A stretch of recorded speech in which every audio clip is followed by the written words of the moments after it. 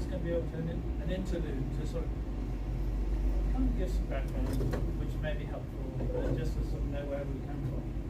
I started this development. I mean, like over 30 years ago, and if I'm honest, I was somebody who didn't make redundant and wonder what to do next. And I met a lot of conference, one teacher, only about a dozen of us in the conference, and she said she got really good results teaching. Now I had actually started at that stage publishing a few reading games, so I was kind of in the game. But she talked all about phonics and all that, I didn't understand what she was doing. But I said, sounds interesting. And really what she was saying is that the results they were getting was transferable. It wasn't just because people might say, oh, you're a good teacher. I'm kind of like a messenger. And I said, send in some stuff, and we put it in research, we got some good results, and I got to understand it a bit more. And the end result was we published the first game. And by good fortune, we got on to breakfast television at the time. And we caught it at a time where there was deep concern about the teaching of reading. It's very much based on look and see. Just remember this word, remember this word. And what we were saying was, learn the code, learn the sounds, and then learn to work it out, like in this course. And it meant we had to do all the sounds, and then we had to teach the sounds, not the names, and so on and so forth.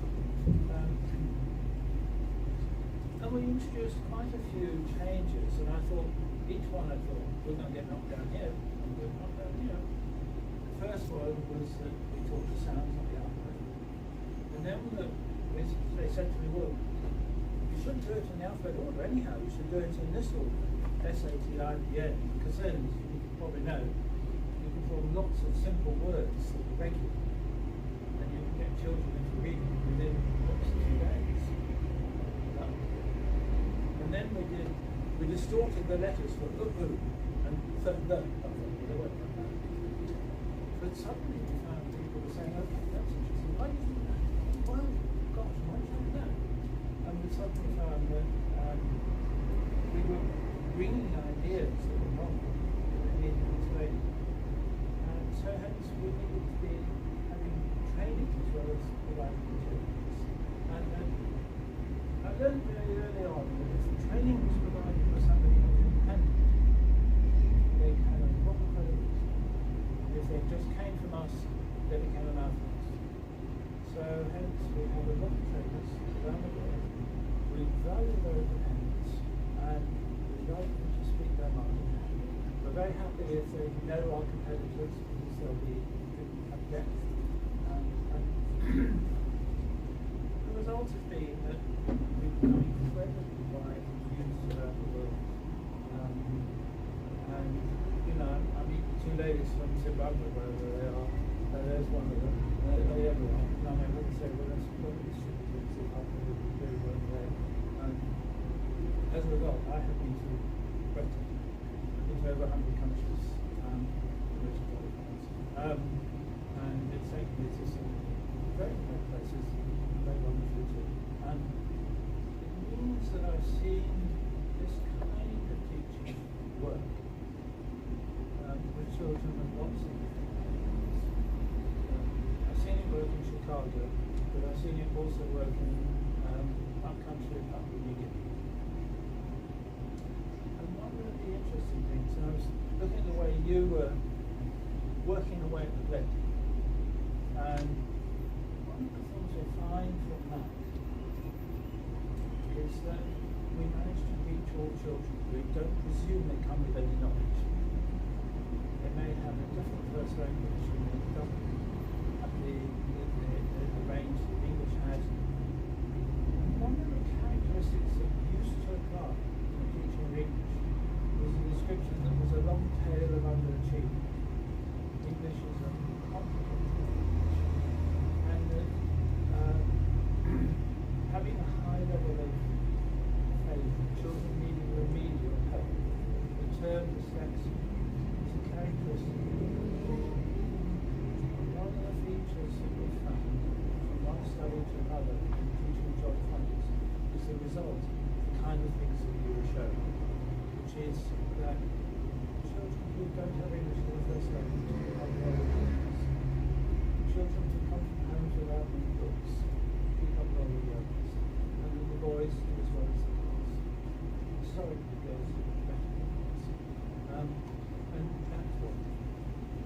so there is a funny description of dyslexia, which is given irreverently by somebody else, which describes it as ABT, which means ain't being taught.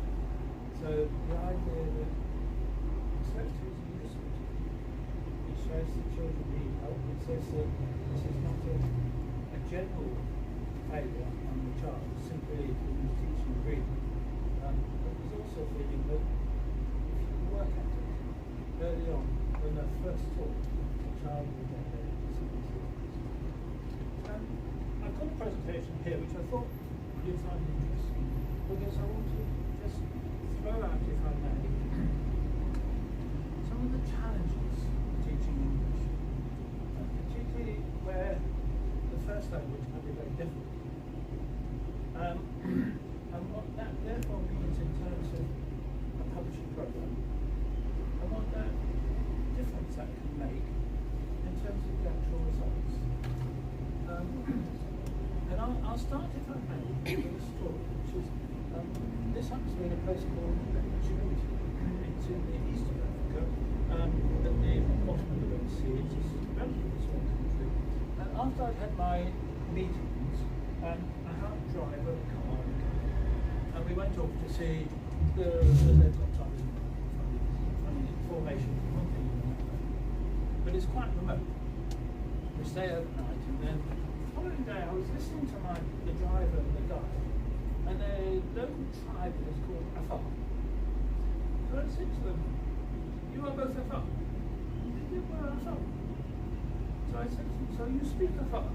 "We speak Afar." I said, "But you are not speaking Afar." He said, "Right." So I said, "What do you speak?" "I'm speaking Arabic." I said, "But you are Afar, you speak Afar. Why do you speak Arabic?" Because we can say more. And I think that's actually quite interesting. And, you know, we must all be breathtaking in the way English has become so pervasive around the world. And I think one of the reasons is because it's possible to say more in English. But it also means that there's more to the talk. And so I'd like to sort of cover some of that. So what is it we're doing? So let's start with the number of letter sounds in the language. English has more letter sounds than every other language. In particular, the thing that has got more is vowels. And it means that rather than just teaching the alphabet is a Greek invention, and the Romans just carried it on. They didn't add to it. We've been left with this legacy for 2,000 years. Many languages have 5 or 6 vowels, the classic 5 short vowels. English has 20. And in Jolly Phonics we teach 17 to begin with, and later into the program we teach 6. And children need more letters. Very interestingly, if you look at Hawaii, the balance there is that they've got relatively few consonants, so there's a lot of use of vowels. And if you look at place names sometimes in the Pacific, not just Hawaii, you'll find they put apostrophes in the middle, and that's so they can distinguish between one vowel and the next because of the consonant. And what this means is that you can form a huge number of words in English that are just consonant, vowel, consonant. And you can have the same consonant here, but and and you can produce all these words. You can't do this in other languages. Now, what you can also get in English is what we call consonant blends. So in English we'll get the word stem. So that's got a st and an outside of Europe, consonant blends are not common. If I give the example in Malay translate that as set out to avoid the consonant blends. So there's a need to explain consonant blends. There's also stress. Now, in Japanese there is no stress. So you and I would call the capital of Japan Tokyo, but not in Japanese, Tokyo.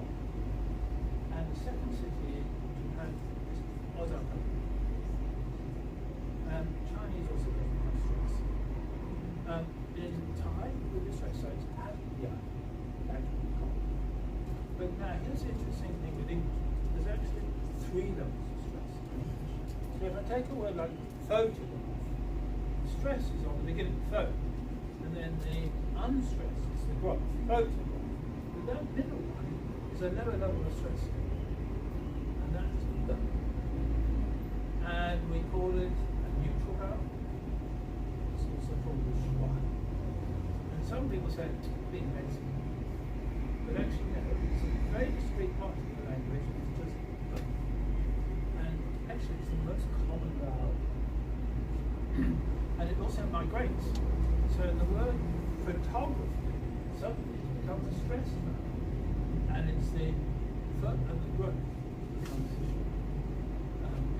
Now, in the Jolly Dictionary, we actually give pronunciation through schwa, and it's the negative use, and it's done in a way that's child-friendly, so young children can understand. A feature of English is that it has a lot of words. It's got close to 1 million other languages. What that means is that you can describe things much more in English. And I'll give you one example, if I may. I went to ChatGPT and asked for words in French that mean big. And they gave me 6 words that in French mean big. And I then went to ChatGPT and I asked them what words in English mean big. And the answer was I asked the same question, just change the character. And it means that there's a lot of subtlety that you can convey in English that may not be available in other languages. English has quite the most irregular spelling of any language.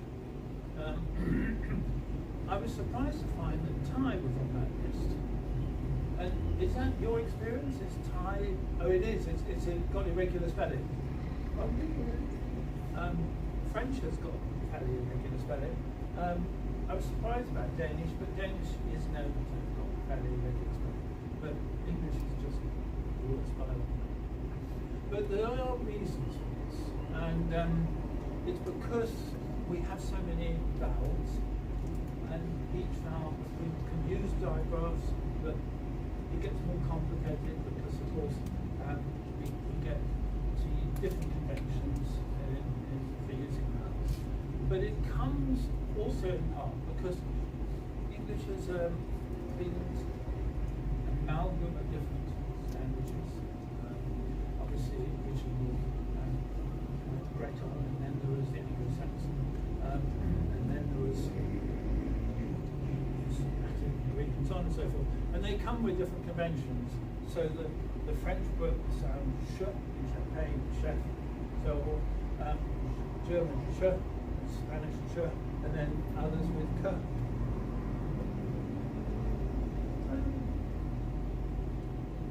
Tenses.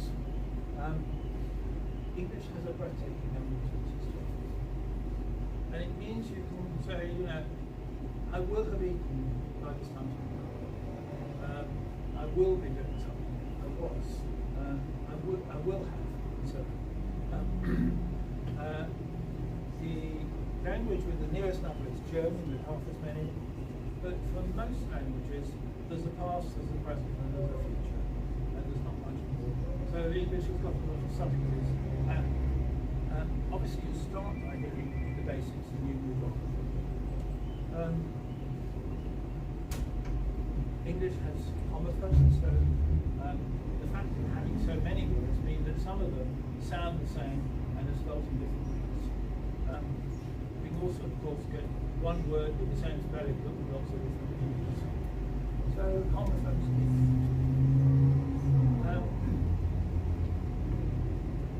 I picked out here 5 short vowels and 5 long ones. But we teach this. But actually, down here, we have other ways of spelling those long vowels. So you may take AI, saying A to begin with, But A in male and A in male, it's the same sound, different spelling conditions. So one of the things that is a feature of Jolly Phonics is we teach one way first, and then as we go on, there's a progression. We teach different ways, and then we go on and teach different ways. And the books and so forth track that. So the reading is always within each of the tracks.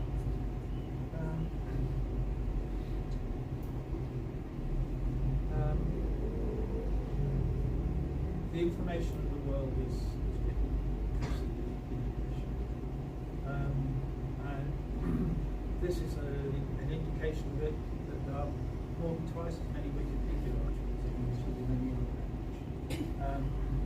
And so for a Thai child to have access to the information of the world, they really need to have access to English to be able to learn about things, and of course as well to travel. So all of this means that there's so much more to communicate and teach for children, but it provides a whole lot of advantages in terms of what they can do. And I find it interesting that although English is very complicated, it's got vocabulary. I can write to someone for whom English is a second language, and I think, should I use that word? And I think, oh, no, I don't do. And I realise that it is understood. And therefore, people may not use that word in their own speech, but they understand it when I write it, or that it actually there is an understanding. So what does all this mean in terms of what we do? So firstly, as you know, we teach all the letter signs. And one of the things that we did was we put the diagrams in before we'd finished doing the single letters. And that was deliberate. It was to say, look, these are all letter signs. Don't mess around.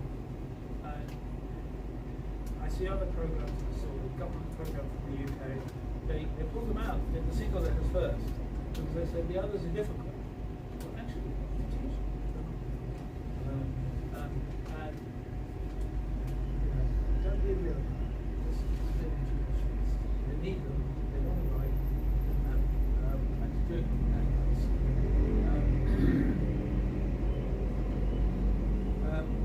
And you'll know all about making it fun.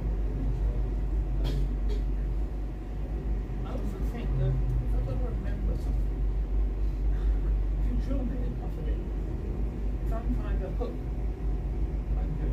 If I'm given a code, 5, 3, 9, let's try and think, how can I twist it to 5 and 3 makes 8, and 1 more is 9. I try and find some sort of hook to do it, and then find it helps. Of course, you remember that number. It's the same here. We do these actions, and that's the hook that gets into the remembrance. We teach constantly. Which one of these can go there? Stand. Can we do a little picture to show you? We teach stress. The first sound in asleep is a schwa. So it's got this funny E with an interest rate. That's the schwa. And it's fun. We teach vocabulary. And sometimes people say, look, we don't play tennis. The children won't know. But of course, when they grow up, they may find that they're watching a tennis competition. It's useful. I remember one school in East London, the teachers brought in tennis rackets and tennis balls and went into the hall to show the children what it was like playing tennis. And I think that I had somebody else say, we don't have occupancies here. But look, they're around. They're fine. And again, you can stimulate people with the idea that they said that say side, explain, they shouted, they want to and then we have ideas, we teach tricky words, and the idea that you teach first and then that they practice. In that way,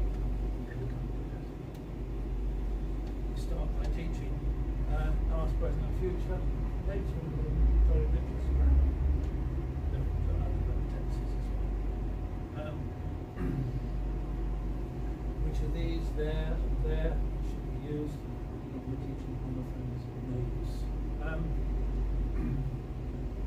We start with just the short vowels here, and as it goes on, we teach more and more, and that's trapped within the regions. So when you've taught the hop over E, then you can be giving children these particular words. One of the comments I got from people in Japan is they find teaching English so difficult. The children just don't want it, they find they can't do it.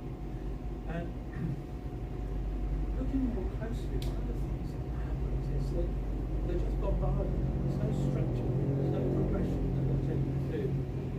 They don't have a natural familiarity with the Latin alphabet, letter sound correspondence. Japanese language either is syllabic, categorized, hiragana, or it's syllabic. It's complete words. Kanji. The idea of working in Latin sounds is new. So it needs deliberate explanation. But if you do so, follow the progression, then the thing will come to the child's reach stage. Having taught the initial letter sounds, then teach alternative spellings, and then we give opportunities to practice. And what this means is that you get a book like this, where the children have been taught the naturally the hopperly, and you get words like snake with A. You can get words like slide, I, and maybe we can find another one. But you get the idea. The vocabulary then tracks.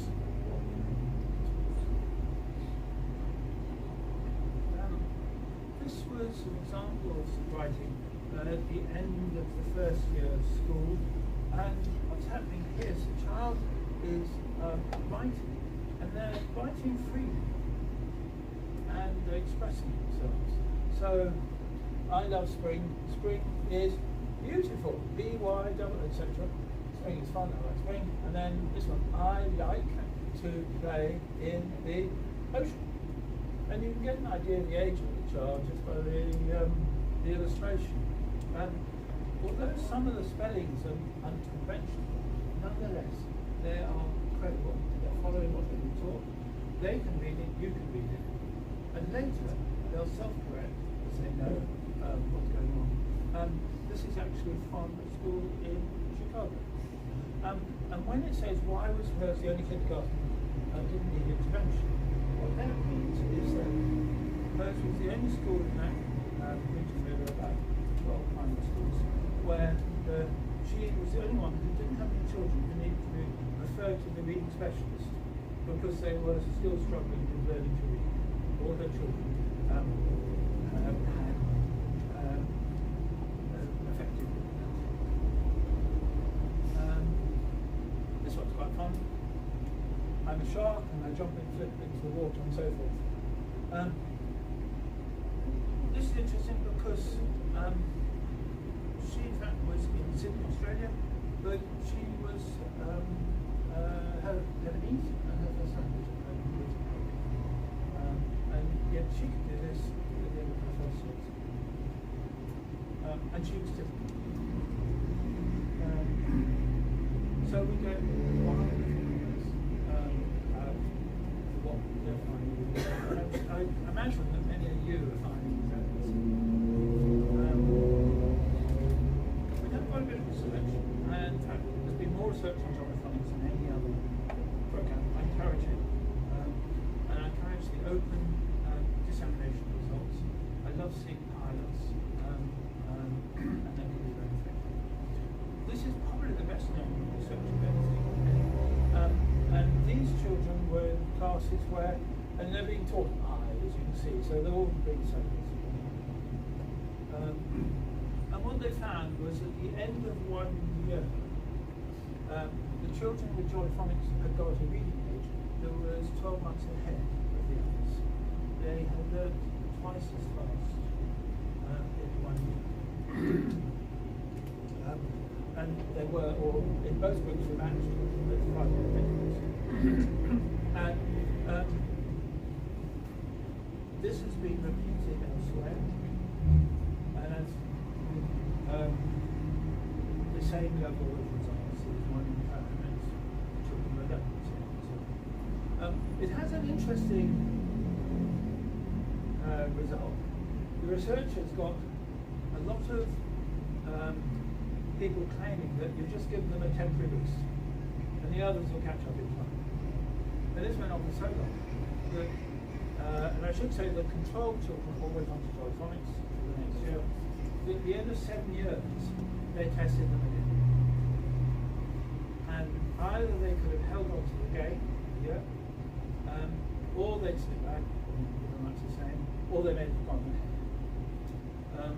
The results, at the end of 7 years, I think the public, if you Google manager after reading after 7 years, the children now had a reading age that was 3 years, 6 months ahead of their comprehension age. The spelling age was 2 years and 8 months ahead, and their comprehension was 3 months ahead. And that really put an end to the debate. After that, synthetic phonics, as this is often called, which was actually the term used by the researchers in Camp Manager, because they didn't want to call it Jolly Phonics, because they wanted to publish their program, which they did. Pearson did well. But after this, synthetic phonics became government. South Gloucestershire was another one, and these are the points that I had made earlier.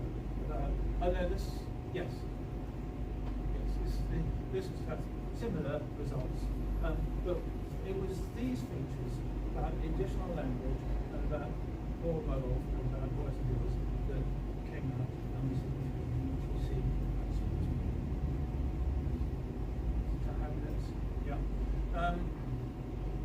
Reading 10 months ahead, spelling 11 months, and that was the comment of the researcher. This was interesting because it's the East End London, and the children's first language was Bengal. They actually had English. It's a dialect, and the parents were just thrilled with the fact that their children, especially mothers, could speak and read and write English.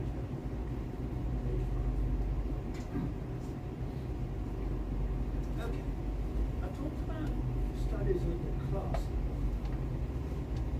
Can you look at it on the national level? Can you make so much difference that it will be tracked at national level? Now this is results from a study called it's a program of international reading literacy study. It's an international study in about 50 countries. It's every 5 years, usually 9-10 years. So it's a good measure of children's effectiveness in the early teaching. And you'll see I picked out 2 countries, and I picked out how they have improved until the latest study. And the 2 things that particularly come out from this. First is that both of these countries put a lot of emphasis on training. Well, they're interesting in different ways. In Singapore, it's largely government finance, and they would approve trainers, but they wouldn't curate what the training was. They certainly wouldn't try and specify. If there was training on literacy, they would support it, whatever it was. And in Ireland, it was different because it was paid for by the teachers. What happens is they encourage to go on courses over the summer. The courses open at the beginning of June and finish at the end of August. And they have always 20 hours. And again, there's a whole booklet full of courses. They can be all different sorts. And if they complete the course and are accepted, they will get 3 extra days professional vacation they can choose during the year. And the vast majority of Irish teachers take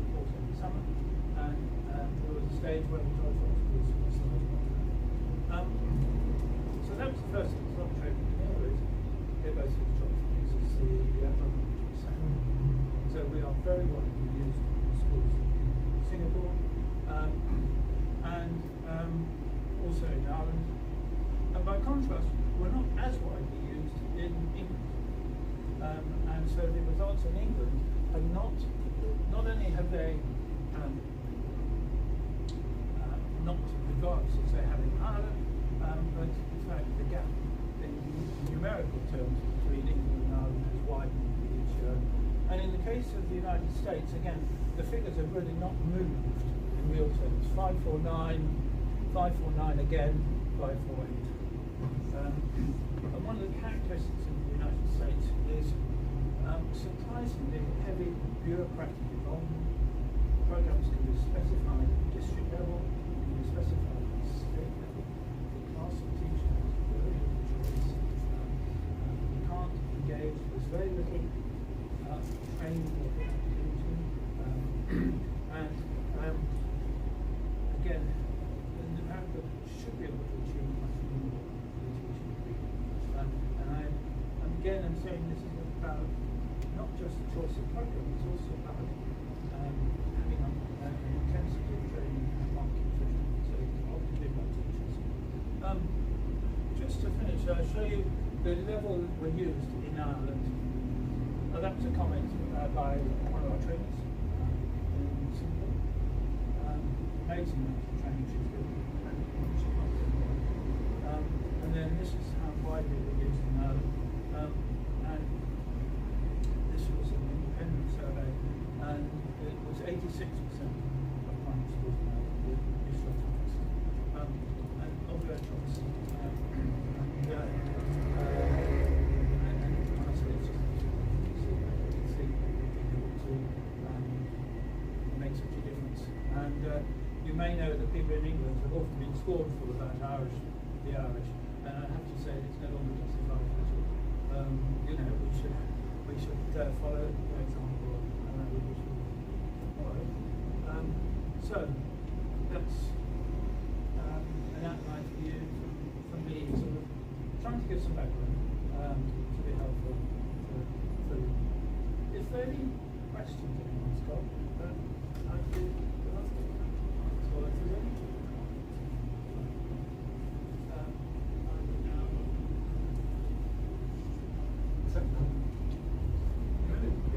Yeah. You said you're from Myanmar? Oh? So you're from South Africa, that's right. Who was from Myanmar? You were, that's right. No, it was you I was talking to, wasn't it? Wasn't I talking to you? Yeah. And that's really interesting. You're from? Oh, you. Lovely. Have you been using us for a while? Jolly Phonics for a while? Okay. Well, I said to her, we'd love to see you have trainers in there. And I visited the country in March. Well, years ago. Many years ago. Yeah, so I've got a question. But I get the impression that many of you come from all sorts of different places, which is good.